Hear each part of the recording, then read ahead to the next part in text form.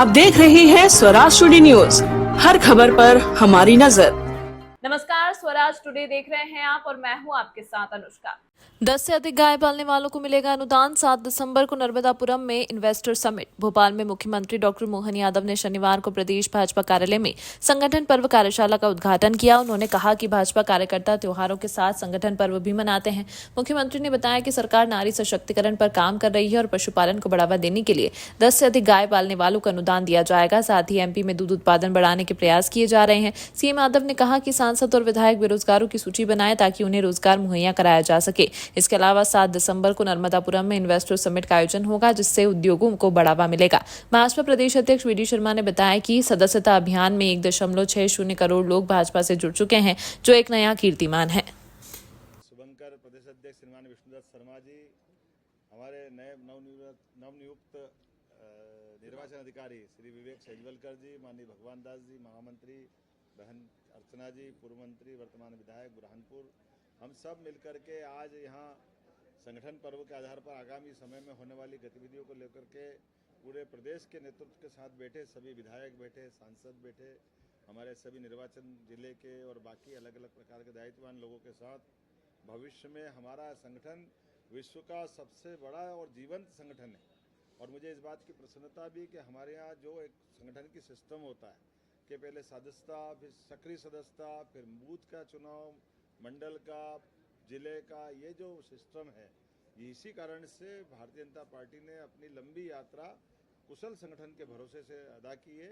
और यही हमारे लिए जब हम चुनाव में जाते हैं तो बड़ा एक आधार काम करता है कि जिसका संगठन मजबूत, वो निश्चित रूप से उसकी सरकार को बनाने में कोई नहीं रोक सकता। मैं आज दुनिया की सबसे बड़ी पार्टी के राष्ट्रीय अध्यक्ष माननीय नड्डा जी को बधाई देना चाहूँगा, माननीय यशस्वी प्रधानमंत्री को धन्यवाद देना चाहूँगा, जिनके नेतृत्व में संगठन और सरकार का तालमेल देश के स्तर पे भी है। और यहाँ हम माननीय प्रदेश अध्यक्ष के साथ तालमेल करके लगातार सभी कामों में सरकार अपना काम करे, सरकार सबके साथ लेके चलेगी, लेकिन सरकार में बने मंत्री हो, मुख्यमंत्री हो, विधायक हो, सांसद हो, मूल रूप से वो पार्टी के कार्यकर्ता है, तो पार्टी के कार्यक्रमों में बराबरी से हिस्सा ले। इस अवसर पर ये जरूर मैंने इतना जरूर निवेदन किया है कि सरकार के जनहितैषी कामों को लेकर के संगठन के हमारे सारे बंधु नीचे तक जाएंगे और इसी सिलसिले में नित नए कार्यक्रम भी जोड़ते जा रहे हैं। आगामी दीपावली का पर्व हमारे लिए भगवान राम का अयोध्या में लौटना, ये 17 लाख साल पुरानी बात है, खूब आनंद का विषय है। लेकिन सच्चे अर्थों में दीपावली तो गोवर्धन के साथ मनती है, और गोवर्धन करते ही राम और कृष्ण दोनों स्मरण हो जाते हैं। हमारे यहाँ तो पशुपालन और ख़ास करके भारत की दुनिया में पहचान दूध और दही की नदियाँ बहती थी। ऐसे में हमारा समाज गांव का नीचे से नीचे तबका भी इस गोवर्धन पूजा को बहुत आनंद से मनाता था। हमारी सरकार ने भी तय किया कि गौशालाओं में प्रति गौमाता अनुदान भी हमने डबल किया है। सरकारी स्तर पर भी गौशाला बहुत अच्छी बनाने जा रहे हैं। दूध उत्पादन को भी लगातार बढ़ावा दिलवाएंगे, लेकिन समाज में इन अच्छे त्योहारों को पुनर्स्थापित करने की ज़रूरत है। तो आजकल गोबर के धन को भी एक तरह से माना जा करके सीएनजी गैस से लेकर के प्राकृतिक खाद तक बहुत सारे उत्पाद उसके द्वारा बनाए जाते हैं। और इसीलिए गौमाता के पशुपालन के साथ उसको विशेष अभियान के रूप में जनता में स्वीकार्यता हो, तो सरकार भी गोवर्धन पूजा धूमधाम से मनाएगी। और ये इसी के साथ साथ हमारा मध्य प्रदेश का स्थापना दिवस भी 30 तारीख से लेकर के 2 तारीख तक 4 दिन के अलग अलग उत्सव के नाते से इसको मना रहे हैं। और ख़ासकर इस बार गोवर्धन पूजा पे हमारे सभी शासकीय संस्थान को भी हमने राज्य सरकार के परामर्श से छुट्टी का अनाउंसमेंट किया है, ताकि ये दिवाली के दूसरे दिन तुरंत अगर कोई शासन की व्यवस्था के साथ, राज्य सरकार तो छुट्टी घोषित करती है, लेकिन बैंक वगैरह में दिक्कत आती है तो कोई दूर दिवाली पे अपने गांव जाके आ नहीं पाता है, कई बार इसकी कठिनाई रहती है। इसलिए दिवाली के दिन दूसरे दिन छुट्टी भी हमने डिक्लेयर करने का निर्णय किया है। साथ ही साथ 3 मेडिकल कॉलेज नए यशस्वी प्रधानमंत्री के माध्यम से 29 अक्टूबर को नीमच, मंदसौर और सिवनी, साथ ही साथ 3 हमारे नर्सिंग कॉलेज, कई सारे हॉस्पिटल और कई सारे की हेल्थ की सुविधाएं, इसकी सौगात यशस्वी प्रधानमंत्री के माध्यम से मिलने वाली है। मैं स्वयं मंदसौर में इस उद्घाटन के अवसर पर रहूँगा, माननीय महामहिम राज्यपाल साहब सिवनी रहेंगे और बाकी हमारे मंत्रीगण नीमच से इसमें शामिल होंगे।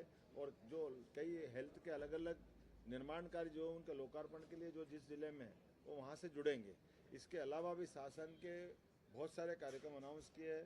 15 नवंबर को धूमधाम से भगवान बिरसा मुंडा की जयंती मनाने का कार्यक्रम भी हमारी सरकार ने किया है और ये जनजाति गौरव दिवस के नाते से मनेगा। आपकी जानकारी में रहे कि पूर्व माननीय यशस्वी प्रधानमंत्री स्वयं इस कार्यक्रम में शामिल हो चुके हैं। हमने सबने निर्णय किया कि इसको धार जिले में मनाया जाएगा। मेरी अपनी ओर से यशस्वी माननीय प्रदेश अध्यक्ष ने विस्तार से बात कह दी है। मैं और वो हम मिलकर के प्रदेश की बेहतरी के लिए वो संगठन का काम संभाले, सरकार के माध्यम से हम जनता की बेहतरी के लिए काम करते रहेंगे। बहुत बहुत धन्यवाद। आगामी दीपावली पर्व की भी मैं बधाई देना चाहूँगा और यहाँ से मैं तुरंत चित्रकूट जाने वाला हूँ। हमको मालूम है अयोध्या में भगवान राम का जब से गर्भगृह में प्रवेश हुआ है, अयोध्या के बाद चित्रकूट ऐसा धाम है जहाँ भगवान राम का एक अलग प्रकार का स्मरण भी आता है और वो तीर्थ एक अलग प्रकार से दुनिया में जाना जाता है। इसलिए चित्रकूट विकास को लेकर भी हम लगातार काम कर रहे हैं और उम्मीद कर रहे हैं आज वहाँ हम अपने इन विकास कार्यों के माध्यम से धार्मिक पर्यटन को लेकर के मध्य प्रदेश की एक बड़ी अलग पहचान बनेगी। मेरी अपनी ओर से पुनः आप सबको बधाई। अच्छा रहा। इस अंक में फिलहाल इतना ही। अगले अंक में आपसे फिर होगी मुलाकात, तब तक के लिए नमस्कार। स्वराज टुडे न्यूज, लोकल और नेशनल न्यूज चैनल, क्राइम, खेलकूद, राजनीति, अवार्ड फंक्शन, सोशल एक्टिविटी, मनोरंजन, धार्मिक व सामाजिक खबरों के लिए देखते रहें स्वराज टुडे न्यूज। चैनल को सब्सक्राइब करें और बेल आइकॉन दबाना ना भूलें।